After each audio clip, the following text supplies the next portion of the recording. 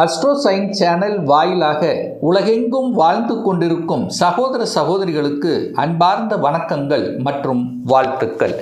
இன்றைய பதிவு ஏப்ரல் மாத ராசி பலன்கள்.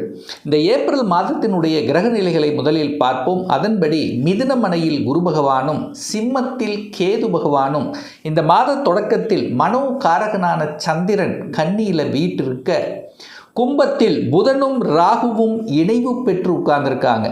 அதே சமயத்தில் இந்த புதன் பகவானானது ஏப்ரல் மாதம் 11ஆம் தேதி மீனமனைக்கு பெயர்ச்சியாகிறது. செவ்வாய் பகவான் இந்த ஏப்ரல் மாதம் 2ஆம் தேதி மீனமனைக்கும், சனி சூரியன் இந்த 2 கிரகங்கள் மீனத்தில் அமர்ந்திருக்காங்க. சூரிய பகவான் பார்த்தீங்கன்னா இந்த ஏப்ரல் மாதம் 14ஆம் தேதி மேசத்துக்கு பெயர்ச்சியாகி அங்கே உச்ச பலத்தோட வலிமையாக இருக்க போகிறார். ஸோ இந்த கிரக அமைப்புகளை வைத்துக்கொண்டு இந்த ஏப்ரல் மாதம் என்ன மாதிரியான பலன்கள், சாதகம் என்ன பாதகம் என்ன, எதை செய்யலாம் எதை செய்யக்கூடாது, என்ன மாதிரியான தெய்வ வழிபாடு சிறந்தது என்பதை பற்றி இந்த பதிவில் நம்ம டீட்டெயில் பார்க்க போகிறோம். நிச்சயமாக இந்த பதிவில் முழுவதுமாக பார்த்தீங்கன்னா ஏதாவது ஒரு ரூபத்தில் யூஸ்ஃபுல் கண்டிப்பாக கொடுக்குங்கிறதுல எந்தவித மாற்று கருத்தும் கிடையாது. நம்ம சேனலை நீங்கள் ஃபஸ்ட்டு டைம் பார்ப்பவர்கள் என்றால் மறக்காமல் சப்ஸ்கிரைப் பண்ணிக்கிங்க. தனுசு ராசி என்பர்களே, ஏப்ரல் மாதம் என்ன பலன் எப்படி இருக்க போகுது அப்படின்னு பார்க்கும் பொழுது, இந்த மாதம் உங்கள் ராசிநாதன் 7ஆம் இடத்தில் உட்கார்ந்துருக்கார். திருமணஸ்தானத்தில் கூட்டாளிகள் ஸ்தானத்தில் அமர்ந்து கொண்டு ராசியை பார்க்குது. ராசிநாதன் ராசியை பார்ப்பது சிறப்பு. அதே போல் சுக்கிரன் பார்த்திங்கன்னா இந்த மாதம் சுக்கிரன் 11ஆம் இடத்தை பார்க்குறது ஒரு சிறப்பான அம்சம். அதே சமயத்தில் பார்த்திங்கன்னா 19ஆம் தேதி ஏப்ரல் 19ஆம் தேதி ஆட்சி பலம் அடையுது, ஸ்ட்ராங்காக போகுது. இந்த புதன் பார்த்திங்கன்னா இந்த திருமணஸ்தானத்தின் அதிபதியான புதன் ராகுவோடு சேர்ந்து பீடிக்கப்பட்டிருந்தது அல்லவா கடந்த ஒரு மாதமாகவே, அந்த ராகுவினுடைய பிடியிலிருந்து விலகப் போகிறது இந்த மாதம். அதாவது ஏப்ரல் மாதம் 11ஆம் தேதியிலிருந்து விலக இருக்கிறது அப்படின்னு சொல்லலாம். இந்த 3 கிரகங்கள் சூரியன் சனி செவ்வாய் 10ஆம் இடமான தொழில் ஸ்தானத்தை பார்க்குது. இதெல்லாம் இந்த மாதத்தினுடைய ஹைலைட் அப்படின்னு சொல்லலாம். அப்போ என்ன சார் நடக்க போகுது? ராசிநாதன் ராசியை பார்க்குறார். நீங்கள் பயப்பட வேண்டிய அவசியமே இல்லை. நல்லவைகள் நடக்கக்கூடிய ஒரு மாதம்தான். பெரியவர்களினுடைய துணை ஆசீர்வாதம் நிச்சயமாக உண்டு. குலதெய்வத்தினுடைய அருள் கடாட்சம் இந்த மாதம் பரிபூர்ணமாக கிடைக்கப்பெறும். ஏன்னா குரு ஒரு சுப கிரகம்.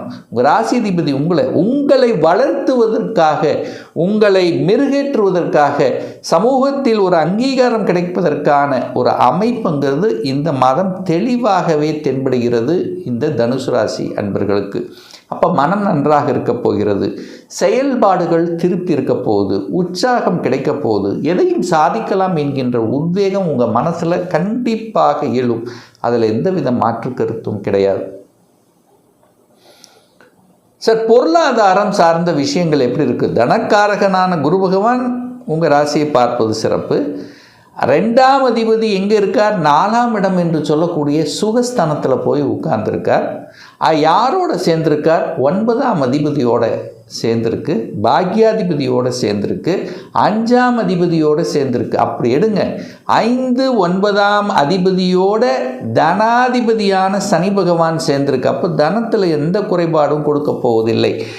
என்ன காரக ரீதியாக மட்டும் இந்த சூரியன் சனி செவ்வாய் இந்த பாவகிரகங்கள் சேரும்போது கொஞ்சம் எரிச்சல் ஊட்டக்கூடிய, கோபத்தை கொடுக்கக்கூடிய தன்மைகளை கொடுத்துவிடும், அவ்வளோதான். மற்றபடி பொருளாதாரத்தில் ஏதாவது கெடுபலன்களை கொடுக்குமா அப்படின்னா இல்லை. பாவக ரீதியாக கெடுபலன்கள் இல்லை. பட் ஆதிபத்திய அந்த காரகத்துவ ரீதியாக மட்டும், அதாவது சனி பிடிவாதத்தன்மை, சூரியன் உஷ்ணத்தன்மை, செவ்வாய் கோபத்தன்மை, இதை வெளிப்படுத்தும். எங்கே? 4ஆம் இடத்துலேருந்து செய்து. அப்போது உங்கள் அம்மாவுடைய ஹெல்த்தை மட்டும் கொஞ்சம் அக்கறை எடுத்துக்கொள்வது நல்லதுங்கிறத மைண்டில் வச்சுக்கோங்க. 3ஆம் இடத்தில் ராகு இருப்பது ஒரு நல்ல அமைப்பு தான். ராகுங்கிறது பிரம்மாண்டம். சிறுதூர பிரயாணங்கள், அப்படியே வேறு கேஸ்ட்டு நண்பர்கள் கண்டிப்பாக கனெக்டிவிட்டி உருவாக்கும்.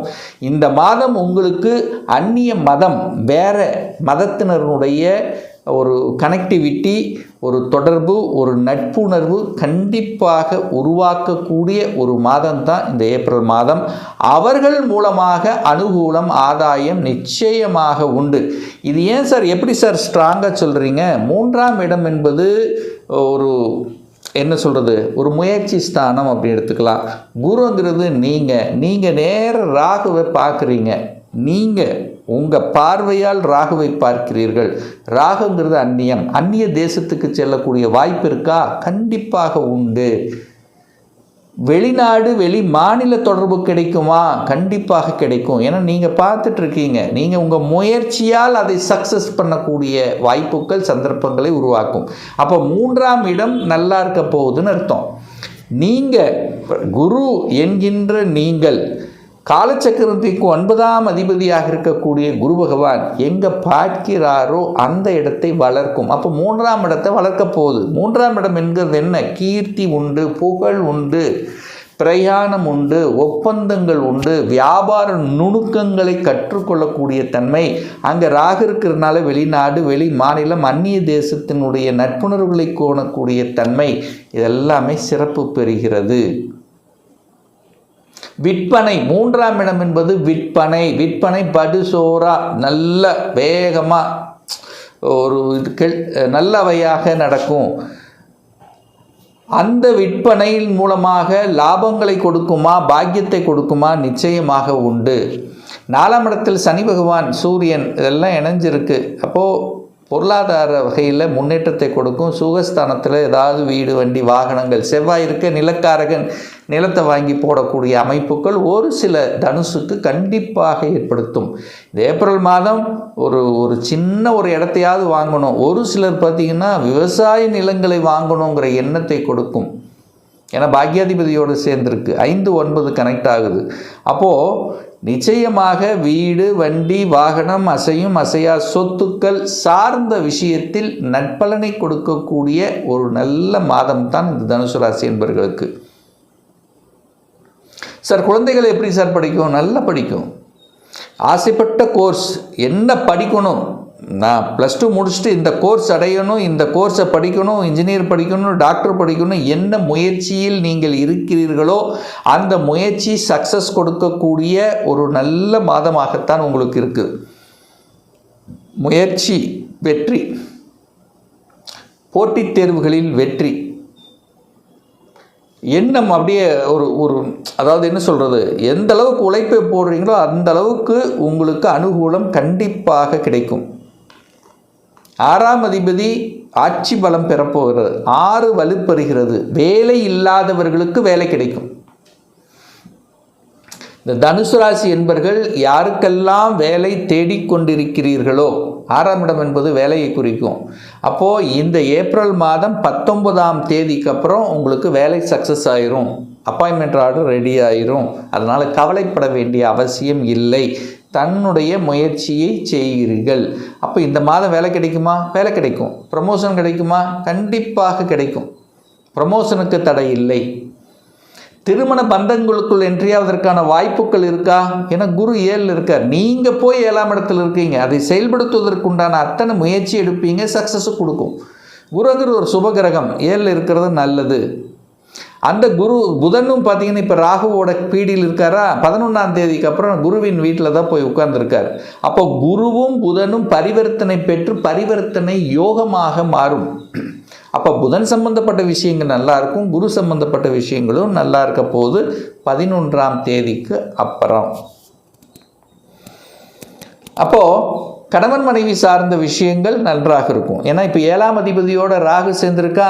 அப்போ ஏதாவது ஒரு குடைச்சல் இருக்கும், ஏதாவது ஒரு வார்த்தை விளையாட்டு இருக்கும். அதெல்லாம் சரியாயிரும், கவலைப்படாதீங்க. வருகின்ற ஏப்ரல் மாதம் 11ஆம் தேதிக்கு அப்புறம் கணவன் மனைவிக்குள்ளே இருக்கக்கூடிய சின்ன சின்ன அந்த கருத்து வேற்றுமைகள், சின்ன சின்ன சங்கடங்கள் அத்தனையும் விலகிவிடும். கவலைப்பட வேண்டிய அவசியம் இல்லை. 10ஆம் இடம் என்பது தொழில், வேலை, அதாவது என்ன சொல்கிறது, மெயினாக தொழிலை குறிக்கக்கூடிய இடம். அப்போ அந்த 10ஆம் இடத்தின் அதிபதி ராகுவோடு சேர்ந்திருந்தார். இப்போ 4ஆம் இடத்துல போயிருந்து நேராக 10ஆம் இடத்தை பார்க்குது. சில சேஞ்சஸ் நீங்கள் பண்ணணுன்னா பண்ணிக்கலாம். வேலை மாறணுமா, தாராளமாக மாறிக்கலாம். அப்போ வேலை மாற்றத்துக்கான அறிகுறி இருக்கா, மாறிக்கலாம், அதில் எந்த தப்பு இல்லை. இன்னொரு வேலையை அமைச்சிக்கிட்டு மாறிக்கிங்க. 11ஆம் இடத்தை குரு பார்க்குறார். லாபத்தை, எல்லாருடைய கனவும் லாபம், மகிழ்ச்சி, சந்தோஷம். ஸோ இந்த மாதம் அது கண்டிப்பாக உங்களுக்கு கிடைக்கப்பெறுகிறது. ஏன்னா குரு 11ஆம் இடத்தை பார்த்து லாபத்தை வர வைக்கிறது. அது சுக்கிரனும் பார்க்குது, குரு பார்க்குது. 2 சுப கிரகங்கள், 2 பணத்தை கொடுக்கக்கூடிய கிரகங்கள் 11ஆம் இடத்தை பார்க்கக்கூடிய நிகழ்வு இந்த மாதம் இருக்கிறது. அப்போ பணத்துக்கு எந்த ஒரு குறையும் ஏற்படுத்த போவது இல்லை. சமூக காரியங்களில் இந்த தனுசு ராசி என்பவர்கள் பார்த்திங்கன்னா சமூக காரியங்களில் ஈடுபடக்கூடிய வாய்ப்புகள், சந்தர்ப்பங்கள் உண்டு. அரசியல் சார்ந்த விஷயங்கள், அதிகாரம், அட்மினிஸ்ட்ரேஷன், அரசியலில் அனுகூலம் பெறுவது. அதே சமயத்தில் பார்த்திங்கன்னா இந்த 11ஆம் இடம் என்பது லாபத்தை அனுபவிப்பது, ஒரு என்ஜாய்மெண்ட் அப்படின்னு சொல்லுவோம். ஸோ அந்த மாதிரி விஷயங்கள் இதெல்லாமே, அதாவது உங்களுடைய ஆசைகளை நிறைவேற்றி கொள்வது, ஆசைகள் என்ன மனசில் வச்சுருக்கீங்களோ அதை நிறைவேற்றி கொள்ளக்கூடிய அமைப்புகள். எதை வாங்கணும் அப்படின்னு நினச்சிக்கிட்டு இருக்கீங்களோ அதெல்லாம் வாங்கலாம். குடும்பத்துக்காக, வீட்டுக்காக எதை இந்த மாதம் வாங்கணும்னு நினச்சிட்டு இருக்கீங்களோ அது தாராளமாக வாங்கக்கூடிய ஒரு நல்ல மாதமாகவே இந்த தனுசுக்கு அமையப்பெறுகிறது. இன்னும் ஒரு துல்லிய பலன் 2026 எப்படி இருக்க போகுது? தொழிலா வேலையா? தொழில்னா எப்போ நமக்கு தொழில் அமையும்? அந்த கொடுப்பினை எப்போ நமக்கு வருது? 2026 எப்போ எனக்கு திருமணம் நடக்கும்? +2 முடிச்சிட்டேன், எந்த கோர்ஸ் எடுத்து படித்தா நம்முடைய ஃப்யூச்சர் நன்றாக இருக்கும்? எப்போ ப்ரமோஷன் கிடைக்கும்? எப்போ நான் வீடு கட்டுவேன்? எப்போ குழந்தை பாக்கியம் அமையும்? இது போன்ற கேள்விகளுக்கு துல்லியமான பதிலை நம்மால் கூற முடியும்.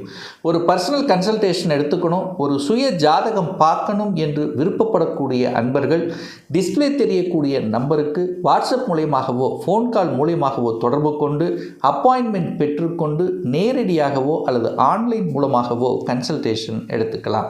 நம்மளுடைய அலுவலகம் கோயம்புத்தூரில் அமைந்துள்ளது. அதாவது கோயம்புத்தூரிலிருந்து மேட்டுப்பாளையம் செல்லும் வழியில் வெள்ளக்கிணர் பிரிவு அன்னபூர்ணா ஹோட்டலுக்கு அருகாமையில் அமைந்துள்ளது. பிரியர் அப்பாயின்மெண்ட் வாங்கிட்டு நேரடியாக கன்சல்டேஷன் எடுத்துக்கலாம். நிச்சயமாக இந்த பதிவு ஏதாவது ஒரு ரூபத்தில் உங்களுக்கு யூஸ்ஃபுல்லாக இருக்கும். அதில் எந்தவித மாற்று கருத்து கிடையாது. இந்த ராசி நட்சத்திர நேயர்கள் அனைவரும் வாழ்க, வளர்க, வளம் பெறுக என்று எனது வாழ்த்தினை தெரிவித்துக் கொண்டு விடைபெறுகிறேன். நன்றி, வணக்கம், வாழ்த்துக்கள்.